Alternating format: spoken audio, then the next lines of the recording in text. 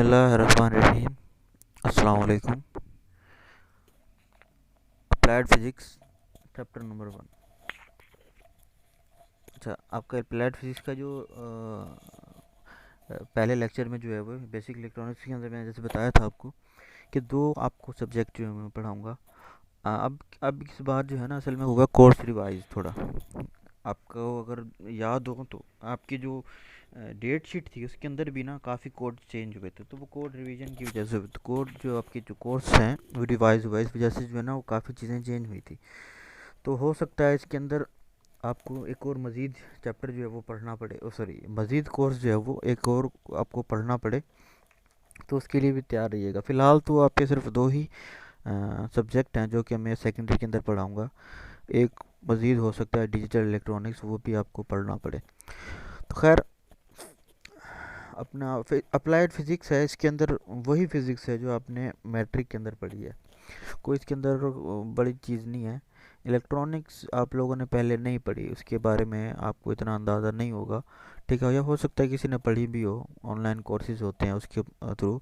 लेकिन फिज़िक्स जो है जो आपने पहले मैट्रिक के अंदर पढ़ी है ना, या अगर किसी ने फर्स्ट इंटर भी किया है तो उसमें पढ़ी है, वो सेम फिज़िक्स इसके अंदर है, वो सेम प्रिंसिपल सेम लॉज हैं वो लागू होंगे।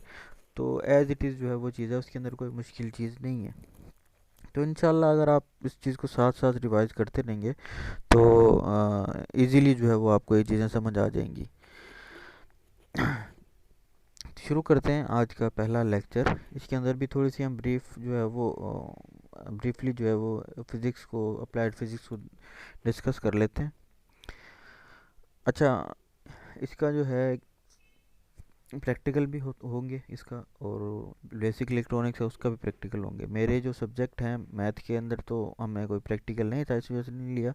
इसके अंदर हम इंशाल्लाह साथ साथ प्रैक्टिकल भी करते जाएंगे, जितने हमसे हुए। पहले तो हम इंशाल्लाह इस चीज़ को कवर करेंगे, थ्योरी को अपनी को, उसके बाद जो है वो हम इंशाल्लाह साथ साथ जो है वो प्रैक्टिकल भी करते जाएंगे। तो शुरू करते हैं आज की हमारी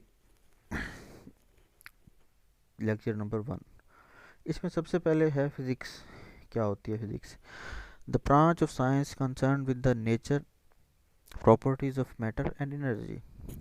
ये साइंस की ऐसी ब्रांच है जिसमें हम जो कंसर्न करती है with nature and properties of matter and energy. इसमें यानी कि हम नेचर के बारे में, नेचर के अंदर जो चीज़ें हो रही होती हैं, नेचर के अंदर जो फेनोमेनाज हो रहे होते हैं उनको स्टडी करते हैं हम।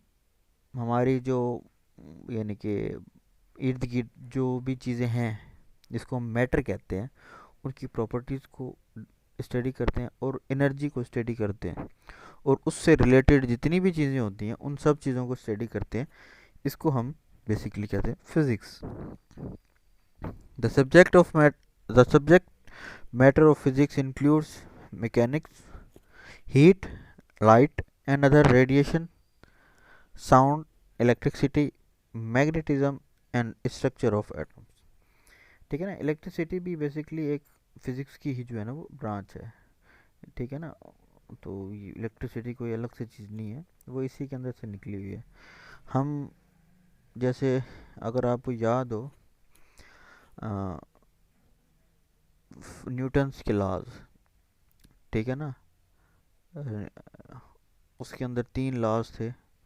वो सारी चीज़ें जो हैं वो, जैसे कि कोई चीज़ है, एक चीज़ आप, बॉल है, लेट सपोज बॉल को आपने ऊपर की तरफ उछाला तो वो बॉल ऊपर नहीं जाती। नहीं नहीं, कि जितनी आपने फोर्स से आपको उसको उछाला है उतनी फोर्स से तो वो ऊपर जाएगी, ठीक है, लेकिन एक हद, एक टाइम के बाद वो रुक के दोबारा वापस नीचे आएगी। अब ये एक ऐसी यानी कि एक ऐसा प्रोसेस है जो कि नॉर्मल है। आप लोगों ने, जब ये फिजिक्स नहीं थी, जब इस चीज़ों के ऊपर स्टडी नहीं हुआ होता, तब भी काम ऐसे ही होता होगा, ठीक है, लेकिन किसी चीज़ ने इसको स्टडी नहीं किया। हमारे इर्द गिर्द जितने भी काम हो रहे होते हैं, जिस तरीके से हो रहे हैं, वो सब के सब फिज़िक्स से रिलेटेड होते हैं। हमारे रोज़मर्रा में जो भी काम हो रहे होते हैं वो सारे के सारे फिज़िक्स से रिलेटेड होते हैं। उसमें फिर मैकेनिक्स आ गया। मैकेनिक्स तो चलो ठीक है, आजकल की हमारी अपनी बनाई हुई चीज़ें। हीट, हीट का जो फेनोमेना वो भी फिज़िक्स में आ जाता है। लाइट है, रेडिएशंस है, साउंड है, इलेक्ट्रिसिटी है, मैग्नेटिज्म है, एंड स्ट्रक्चर ऑफ एटम, ये सब के सब जो है वो फिज़िक्स से रिलेटेड है। ठीक है, तो इन सारी चीज़ों को, सारी तो नहीं, कोशिश करेंगे जितनी हमसे हुई या हमारे कोर्स के अंदर जो चीज़ें हैं उन सारी चीज़ों को हम इंशाल्लाह पढ़ेंगे। उसके बाद आता है यूनिट। यूनिट क्या होता है? The standard physical quantity is called unit. The standard physical quantity is called unit. It is use to measure the other physical quantities of same kind. अब ये यूनिट क्या होता है? ठीक है ना, यूनिट क्या है कि हम बेसिकली इसको आसान अल्फाज में अगर हम समझें तो हम किसी भी फिजिकल क्वांटिटी को मेजर करने के लिए यूनिट का इस्तेमाल करते हैं। अब फिजिकल क्वांटिटी को कैसे मेजर करने का इस्तेमाल करते हैं भाई?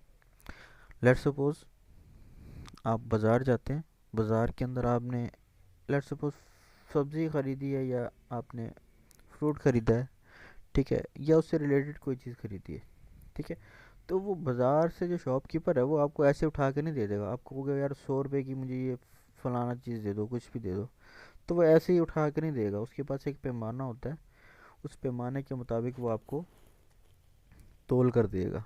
ठीक है ना, अगर आप कोई चीज़ वज़न के हिसाब से ले रहे हो तो वो किलोग्राम में मेजर की जाती है। अगर आप कोई लेंथ के हिसाब से ले रहे हो कोई चीज़ तो वो आपको फिर मीटर में की जाती है, मिलती है। तो ये सब यूनिट है, सब यूनिट हैं किसी भी फिजिकल क्वांटिटी को मेजर करने में। अब ये मैंने सिर्फ आपको दो फिजिकल क्वांटिटीज बताई हैं जो कि कॉमन है। टाइम भी एक फिजिकल क्वांटिटी है जिसको हम सेकंड्स के अंदर मेजर करते हैं। ठीक है, इसी तरीके से स्पीड है, डिस्प्लेसमेंट है, एनर्जी है, वर्क है, इनको भी मापने का, पैमाइश करने का एक पैमाना है। जैसे बिजली है, बिजली अब आ तो रही है आपके पास वो चार्जेस अगर करते हैं आपको, वो किस बेस पे करते हैं? ठीक है ना, वो किलो वाट के हिसाब से जो ना फिर चार्जेस आपको लगाते हैं। तो फिर उस किलो वाट आवर्स की जो है वो एक प्राइस मुकर्रर होती है, 1 किलो वाट आवर्स की कितनी कॉस्ट होती है, उस हिसाब से फिर आपको चार्ज किया जाता है। फंडामेंटल यूनिट्स कौन से होते हैं? ये unit of basic physical quantities are called fundamental units. Basic जो फिजिकल क्वांटिटीज़ हैं उसकी यूनिट्स को हम कहते हैं fundamental units.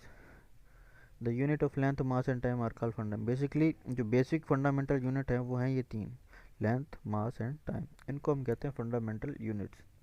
They can not be drive from one another, ये एक दूसरे से ड्राइव नहीं हो सकते।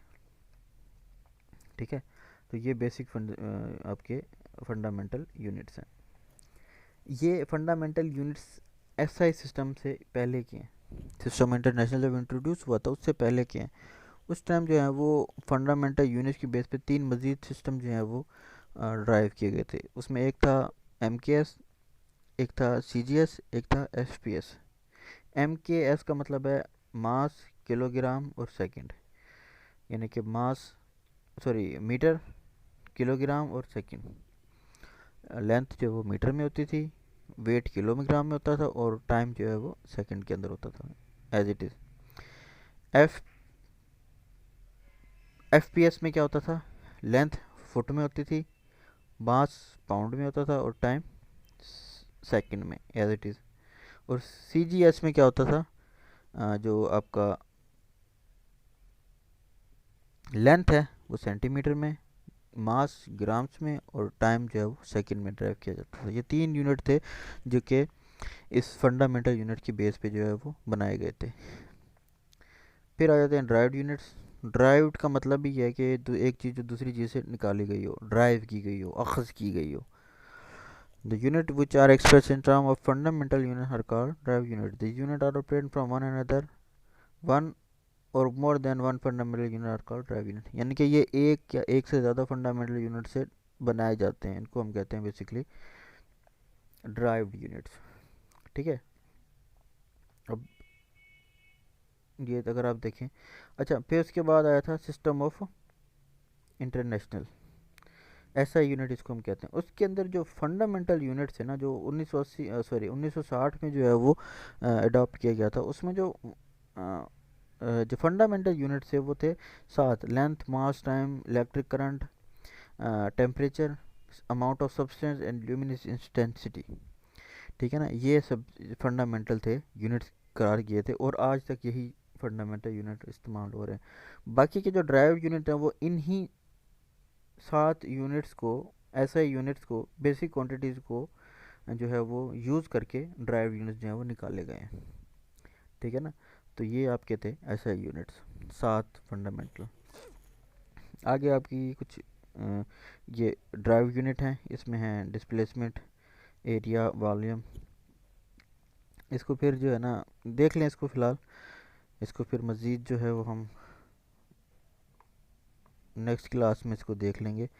अच्छा, फ़िलहाल जो है ना हम ऑनलाइन क्लासेस के थ्रू जो है ना थोड़ा थोड़ा करके पढ़ेंगे, क्योंकि मुझे पता है ऑनलाइन क्लासेस में ना एक बहुत बड़ा गैप है जो रह जाता है, वो फिर फुलफ़िल नहीं होता। बच्चों को वाकई काफ़ी चीज़ें समझ नहीं आ सकती ऑनलाइन क्लास। जो चीज़ फ़ेस टू फेस आप पूछ सकते हैं वो ऑनलाइन लेक्चर्स के अंदर जो है वो कवर नहीं होता। ठीक है ना। तो हम कोशिश करेंगे इसको स्लो स्लो लेके चलिए, इंशाल्लाह जल्दी कॉलेज खुल जाएगा, फिर उसके अंदर हम ठीक से जो है ना वो अपनी स्टडी को कंटिन्यू करेंगे। फ़िलहाल इसी तक अपने लेक्चर को रखते हैं। नेक्स्ट क्लास में जो है ना वो हम आगे फिर अगला जो टॉपिक है उसके देखेंगे कि प्रीफिक्स और मल्टीप्लेक्स क्या होते हैं, या इसी को इस यहीं से स्टार्ट करेंगे ऐसे यूनिट से, और उसके बाद आगे तक लेके चलेंगे। इसको रिवाइज़ कर लीजिएगा, इसको देख लीजिएगा, थोड़ा पढ़ लीजिएगा। कोई चीज़ ना आए समझ तो वो मुझसे पूछ लीजिएगा। इंशाल्लाह फिर हम अगली क्लास में मिलेंगे। तब तक के लिए अल्लाह हाफिज़।